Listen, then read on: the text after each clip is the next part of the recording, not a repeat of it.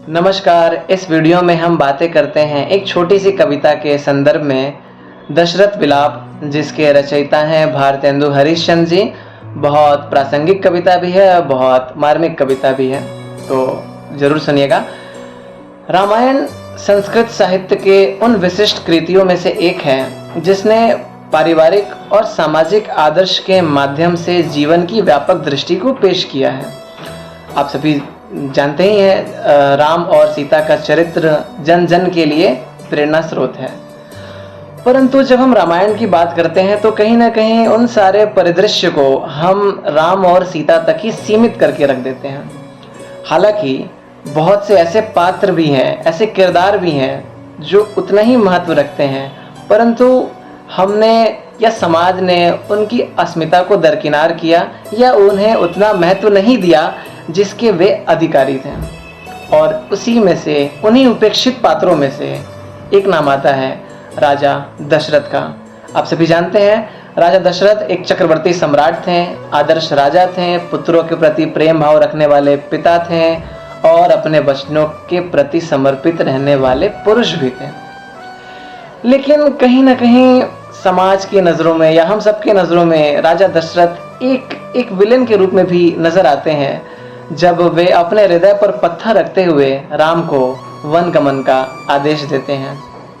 और वन गमन के आदेश देने के बाद, क्योंकि वे बाध्य थे, उनके हृदय में क्या गतिविधियां चल रही थी, वे किस संताप से, किन उग्र पीड़ाओं से जूझ रहे थे, अपने अंतः में ही इसे उद्घाटित करने का प्रयास किया गया है इस कविता में। क्योंकि जो उपेक्षित पात्र होते हैं, जिन पर कोई बातें नहीं करता है, तो यह कवियों का कर्तव्य होता है, यह साहित्यकारों का कर्तव्य होता है, यह रचनाकारों का कर्तव्य होता है कि उस पर अपनी कृतियाँ लिखे और समाज को जागरूक करे या समाज को अवगत करे उनके संताप से भी, जो उतने ही महत्वपूर्ण है जितनी बाकियों के भी। और इसमें से एक नाम हरिश्चंद्र जी का भी आता है, आधुनिक युगीन कवि हैं। तो आइए हम पढ़ते हैं दशरथ विलाप कविता। बहुत अच्छी कविता है, ज़रूर सुनिएगा। तो यह है कविता दशरथ विलाप। बहुत ही सरल सहज कविता है, इसे व्याख्या की आवश्यकता भी नहीं है, एक साधारण मनुष्य भी इसे पढ़ के समझ सकता है। और कहीं कहीं राजा दशरथ जी अपने उस विलाप में या संताप में माता सीता का भी उल्लेख करते हैं कि जो जनक की पुत्री है वह इन दुर्गम परिस्थितियों में कैसे निवास कर रही होगी। तो आइए कविता पढ़ते हैं। कहाँ हो ऐ हमारे राम प्यारे, किधर तुम छोड़कर मुझको सिधारे। बुढ़ापे में ये दुख भी देखना था, इसी को देखने को मैं बचा था। छिपाई है कहाँ सुंदर वो मूरत, दिखा दो सांवली सी मुझको सूरत। छिपे हो कौन से पर्दे में बेटा, निकल आओ कि अब मरता हूँ बुढ़ा।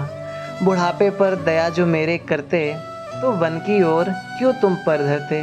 किधर वह वन है जिसमें राम प्यारा, अयोध्या छोड़कर सूना सिधारा। गई संग में जनक की जो लली है, इसी में मुझको और बेकली है। सीता जी के लिए लिखा गया है। कहेंगे क्या जनक यह हाल सुनकर, कहाँ सीता कहाँ वह वन भयंकर। गया लक्ष्मण भी उसके साथ ही साथ, तड़पता रह गया मैं मलते ही हाथ। मेरी आंखों की पुतली कहाँ है, बुढ़ापे की मेरी लकड़ी कहाँ है। कहाँ ढूंढो मुझे कोई बता दो, मेरे बच्चे को बस मुझसे मिला दो। लगी है आग छाती में हमारे, बुझाओ कोई उनका हाल कह के। मुझे सूना दिखाता है ज़माना, मुझे सूना दिखता है ज़माना। कहीं भी अब नहीं मेरा ठिकाना, अंधेरा हो गया घर हाय मेरा। हुआ क्या मेरे हाथों का खिलौना, मेरा धन लूट करके कौन भागा। भरे घर को मेरे किसने उजाड़ा। कहीं ना कहीं संकेत में कैकई पर इशारा किया गया है। हमारा बोलता तोता कहाँ है, अरे वह राम सा बेटा कहाँ है। कमर टूटी न बस अब उठ सकेंगे, अरे बिन राम के रो रो मरेंगे। कोई कुछ हाल तो आकर के कहता, है किस वन में मेरा प्यारा कलेजा। हवा और धूप में कुम्भका के थककर, कहीं साए में बैठे होंगे रघुवर। जो डरती देखकर मट्टी का चीता, वो वन वन फिर रही आज सीता। कभी उतरी न सेजों से ज़मीं पर, वो फिरती है पियोदे आज दर दर। न निकली जान अब तक बेहया हूँ, भला मैं राम बिन क्यों जी रहा हूँ। मेरा है वज्र का लोगों कलेजा, कि इस दुख पर नहीं अब भी यह फटता। मेरे जीने का दिन बस हाय बीता, कहाँ है राम लक्ष्मण और सीता। कहीं मुखड़ा तो दिखला जाए प्यारे, न रह जाए हविस जी में हमारे। कहाँ हो राम ए राम, मेरे प्यारे मेरे बच्चे मेरे श्याम।